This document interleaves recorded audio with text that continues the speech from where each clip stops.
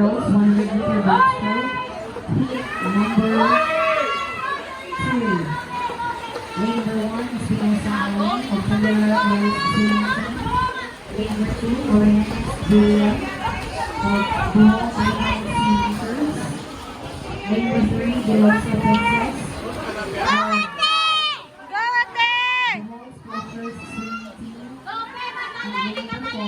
Batalias Fiona Cassidy of Bohol Stingrays Swim Team.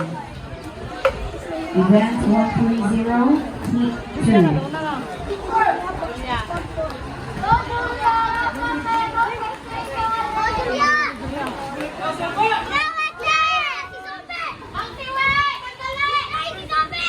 Yay, super!